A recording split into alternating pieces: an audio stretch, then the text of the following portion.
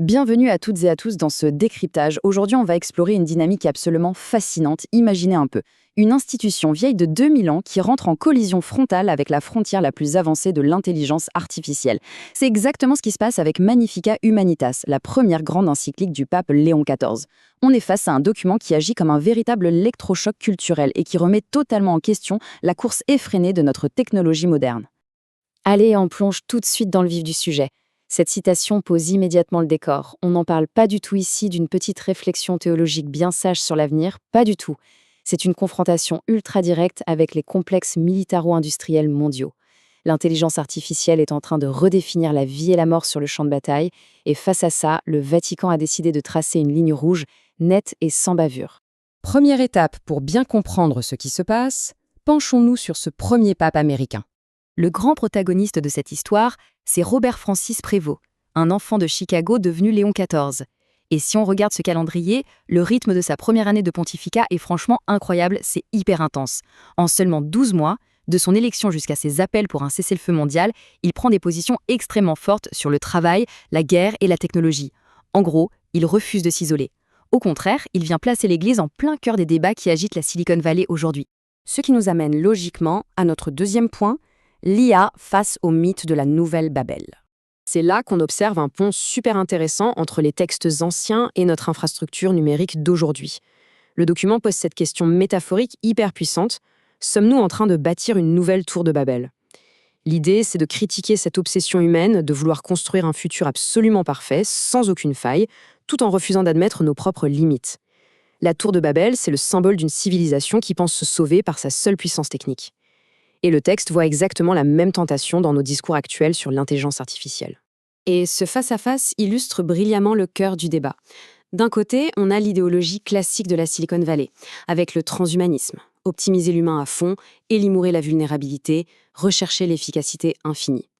Et de l'autre, on a l'anthropologie défendue par l'encyclique. Pour Léon XIV, nos limites physiques, notre vulnérabilité, ce ne sont pas des bugs techniques qu'il faudrait patcher, ce sont des dimensions sacrées. C'est là que réside la véritable sagesse, bien au-delà de la simple puissance de calcul. L'une des conclusions majeures qu'on peut en tirer, c'est le rejet total de cette idée de transformer l'humain en marchandise.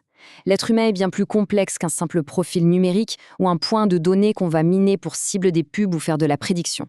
C'est vraiment une défense acharnée de l'intériorité et de la liberté humaine face à un système de surveillance globale. On passe à notre troisième volet qui s'éloigne de la philosophie pour aborder un aspect très concret, la protection des travailleurs.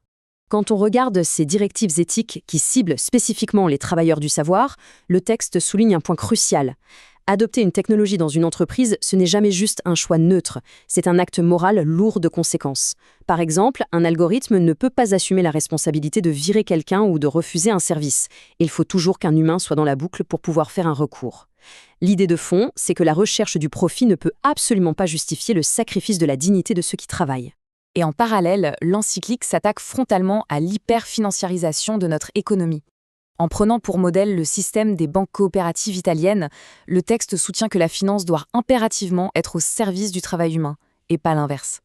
L'accumulation massive de capitaux par quelques immenses monopoles technologiques est vue comme un vrai frein au bien commun. L'épargne, selon eux, devrait servir à financer l'économie locale et réelle, pas à nourrir des bulles virtuelles. Alors maintenant, préparez-vous, on aborde la quatrième partie, la fin de la guerre juste. C'est le chapitre qui a vraiment fait trembler la diplomatie mondiale. L'argument central est le suivant. Le Vatican déclare que la vieille doctrine de la guerre juste, qu'on utilise depuis des siècles, est tout simplement obsolète aujourd'hui.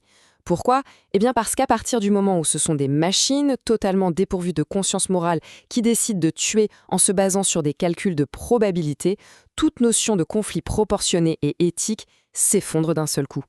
Cette phrase est d'une puissance assez incroyable, non ? Avec cette déclaration, Léon XIV opère un changement théologique radical. Il vient dépouiller les conflits militaires de toute forme de justification sacrée à l'ère du numérique. C'est en fait un appel clair et net à sortir totalement l'intelligence artificielle du développement militaire mondial. Ce qui nous mène directement à notre dernier grand axe, l'impact géopolitique de tout ça. Évidemment, quand on prend des positions aussi tranchées, les réactions suivent. Et elles sont hyper polarisées. Si on regarde de cette manière tout à fait impartiale, on voit de sacrés remous. D'un côté, on a le gouvernement italien qui applaudit des deux mains les directives sur la protection des travailleurs. De l'autre, l'administration américaine voit rouge concernant l'IA militaire, ce qui a même entraîné des sanctions contre la boîte tech Anthropic parce qu'elle refusait de collaborer avec le Pentagone. Et le plus fascinant là-dedans, c'est que c'est précisément Anthropic qui s'est rapproché du Vatican pour discuter de l'éthique des IA. Et ce rapprochement a donné lieu à une scène assez surréaliste. Chrysola, le cofondateur d'Anthropic, qui vient faire un discours au Vatican. Il a structuré sa réflexion autour de 3 grandes questions de discernement. 1. Comment on fait pour redistribuer les richesses immenses générées par l'IA vers les pays les plus pauvres? 2. Comment on protège l'épanouissement humain face à des machines de plus en plus intelligentes? Et 3. Quelle est la véritable nature, d'un point de vue existentiel, de ces systèmes qui imitent la psychologie humaine de façon aussi bluffante? Et pendant cette présentation, ils ont partagé les résultats d'une expérience vraiment fascinante. Ils ont doté une IA d'une sorte de bouton pause, un outil pour s'arrêter une seconde et réfléchir à son éthique avant de générer une réponse. Et les résultats? Les comportements toxiques ou nuisibles de la machine ont drastiquement chuté. Ça prouve à quel point il est vital d'intégrer une architecture morale dès la conception de l'IA, plutôt que d'essayer de réparer les pots cassés une fois que la machine est déjà déployée. Pour clore cette réflexion, c'est assez génial de voir que le pape Léon XIV est allé puiser dans la pop culture avec cette citation tirée du Retour du roi de Tolkien. C'est un super message. On n'a pas à se laisser écraser par la taille monumentale du défi technologique. Ce qu'on doit faire, c'est rester concentré sur de petits actes de fidélité au quotidien. C'est l'accumulation de ces petites résistances qui nous protégera de la déshumanisation. Voilà, c'est la grande question qui ressort de tout ce document. Alors que nos outils nous poussent sans cesse à devenir des machines de productivité toujours plus optimisées, Magnifica Humanitas nous pose ce dilemme. Et si notre plus grande force, c'était justement notre fragilité? C'est une réflexion assez provocante, non? Ça nous invite vraiment à reconsidérer la trajectoire qu'on est en train de prendre. Merci beaucoup d'avoir suivi ce décryptage avec nous. On espère que ça vous a donné matière à réfléchir.